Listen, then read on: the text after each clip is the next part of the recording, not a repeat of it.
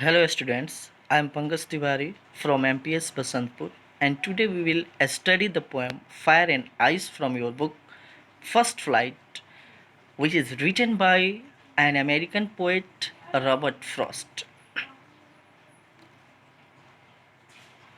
This is a symbolic poem. Fire and ice symbolize two opposite things. Fire symbolizes desire.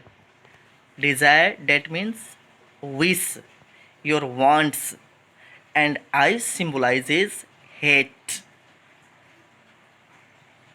The poet says there are two ways to end the world.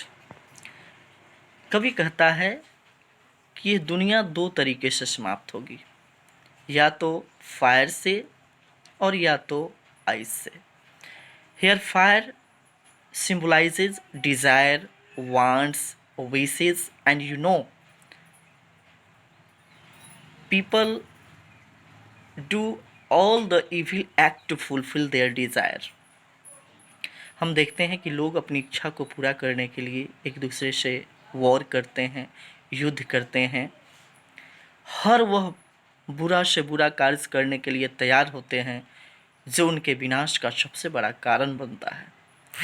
And ice ice symbolise here hate, यानी नफरत. और ice जो है वह नफरत का प्रतीक है. यह दुनिया नफरत से भी समाप्त हो सकती है. So let's C line by line explanation of this poem. Some says the world will end in fire, some say in ice. From what I have tasted of desire, I hold with those favor fire. But if it had to perish twice, I think I know enough of hate to say that for destruction, ice is also great and would suffice. Some says the world will end in fire. कुछ कहते हैं कि यह संसार fire से समाप्त होगा. Some से some means people. कुछ लोग कहते हैं कि यह दुनिया आग से समाप्त होगी. Some से in ice, जबकि कुछ कहते हैं कि ice. From what I have tasted of desire, I hold with those who favor fire. यहाँ कभी पहले लोगों का ओपिनियन बताया है कि लोग कहते हैं कि या तो इस दुनिया को फायर या आइस समाप्त कर देगा, लेकिन कभी जब अपना ओपिनियन देते हैं from what I have tasted of desire, यानी जहाँ तक कवि का मानना है according to the poet agree with those people who favour fire. तो कवि जो है उन लोगों का समर्थन करता है जो लोग फायर का समर्थन करते हैं, फायर के बारे में बताते हैं कि ये दुनिया फायर से समाप्त होगी. Fire means desire, wish, wants. That means हम जानते हैं कि लोग अपनी इच्छा को पूरा करने के लिए किसी भी हद तक जा सकते हैं. इन मॉडर्न डेज, आज के वर्तमान समय में लोग जो हैं एक से बढ़कर एक विध्वंसक हथियार बना रहे हैं अपनी रक्षा के लिए, अपनी इच्छाओं को पूर्ति के लिए. तो हम कह सकते हैं कि यह दुनिया या तो फायर से समाप्त होगी, जो उनकी इच्छा को पूरा करने के लिए जरूरी होगी. आगे कवि कहते हैं कि but if it had to perish twice, लेकिन यदि इसे पेरिश दो बार बर्बाद होने का मौका मिले, दो बार नष्ट होने का मौका मिले, I think I know enough of hate, तो मैं सबसे ज़्यादा जानता हूँ नफ़रत के बारे में. दूसरी चीज़ जो इस दुनिया को विनाश के कगार पर पहुँचाएगी वह है एक दूसरे से नफ़रत, एक दूसरे से घृणा, एक दूसरे से द्वेष. लोग एक दूसरे से नफ़रत के कारण, एक दूसरे से घृणा के कारण, एक दूसरे से ईर्ष्या के कारण एक दूसरे को बर्बाद करना चाहते हैं. वही कवि कहता है कि but if it had to perish twice, लेकिन यदि इसे दोबारा इसके विनाश का मौका मिले, I think I know enough of hate to say that for destruction ice is also great and would suffice. तो मेरा मानना है कि जो आइस है, नफ़रत है, हेट है, उससे अगर इसका विनाश हो तो वह महान होगा और पर्याप्त होगा. आइए Let's see line by line explanation with some question answers. Let's see.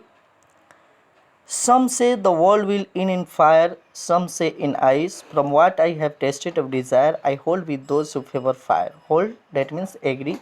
Favor, that means think it right. So, students, कुछ लोग कहते हैं कि दुनिया आग में समाप्त होगी, कुछ लोग कहते हैं आयुष से। कवि कहता है कि जहाँ तक मेरा मानना है, मैं उन लोगों का साथ देता हूँ, उन लोगों से सहमत हूँ जो लोग कहते हैं कि दुनिया फायर से समाप्त होगी। So the question is, how do the people think of the world? लोग इस संसार के बारे में क्या सोचते हैं? तो answer, the people think that it will and in fire and ice. यानी लोग इस संसार के बारे में सोचते हैं कि यह संसार या तो फायर से या आइस से समाप्त होगी। What is the poets opinion about the world and about fire? कवि का इस संसार के बारे में और फायर के बारे में क्या मानना है? The poet thinks that it will and in fire. कवि सोचता है कि यह आग से समाप्त यानी फायर से समाप्त होगी। फायर मीन्स ग्रेट डिज़ायर और anger of other evil qualities. As I have told earlier, fire symbolise desire, anger, evil activities. Find the word from the stanza, that means wish. हमें इस स्टेंजा से वह शब्द निकालना है जिसका मतलब होता है wish. So it is desire. Fire signifies here, fire यहाँ पे किसका सिंबल है? एंगर और desire. And the rhyme scheme of the passage is, let's see, fire, desire, fire, ice. So fire A, ice B, desire is the rhyme word of fire and fire is also rhyme word of fire. So the rhyme scheme of this stanza is A, B, A, A. Okay, it's clear. Let's see the second stanza. But if it had to perish twice, I think I know enough of hate to see that for destruction ice is also great and would suffice. Perish, that means destroy. Destruction, that means ruin, विनाश. Suffice, be sufficient यानी प्राप्त होना. कवि कहता है कि but if it had to perish twice, लेकिन यदि इसे 2 बार समाप्त होने का मौका मिले, I think I know enough of hate, तो मैं नफ़रत के बारे में ज़्यादा जानता हूँ. To say that for destruction ice is also great and would suffice. तो आग से ज़्यादा जो नफ़रत से जो दुनिया समाप्त होगी वह ज़्यादा बेहतर होगी, ज़्यादा पर्याप्त होगी. Let's see the questions of this stanza. What does it means here in the first line? You see, it is used here in the first line. So it here means the world. It is used for world. What does I symbolize here? I symbolizes hatred. यानी यहाँ पे ice का तुलना नफरत से किया गया है. Find the word from the stanza that means ruin. हमें इस स्टेंजा से उस शब्द को निकालना है जिसका मतलब रुइन, विनाश होता है. तो it is distraction. And at last, what is the rhyme scheme of the stanza? So let's see. Twice, hate, ice, great, suffice. So rhyme scheme is B C B C B. Okay, it's clear. Let's see some poetic devices of this poem. You know, there are so many poetic devices which are used in the poem, just like anaphora, rhyming scheme, and a lot. So let's see what are the poetic devices which are used in this poem. The first poetic device is a rhyme scheme. So this poem has 9 lines, you know, and if you see the last word of the poem in each line, fire, ice, desire, fire, twice, hat, ice, great, suffice. This is the last words of each lines.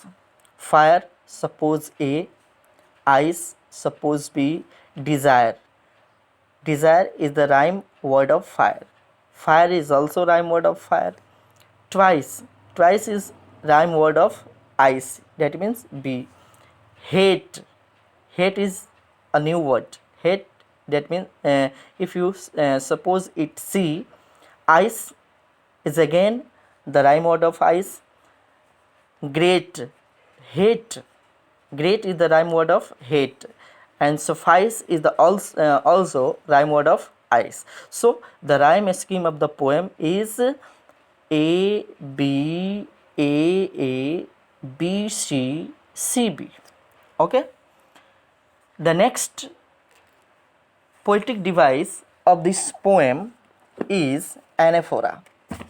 The next poetic device of this poem is anaphora.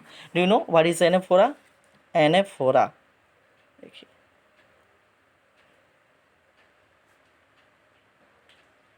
What is anaphora? किसी भी poem में जब दो line एक ही word से शुरू होता है, लगातार दो लाइन एक वर्ड से शुरू हो, तो उसी को एनाफोरा कहा जाता है. So let's see the first line सम से, and the second line also start with the word same word some say in the first line, and in second line some say. So this is called anaphora. Some say first line, and some say in second line. These two lines are called anaphora. Okay. Next poetic device is enjambment.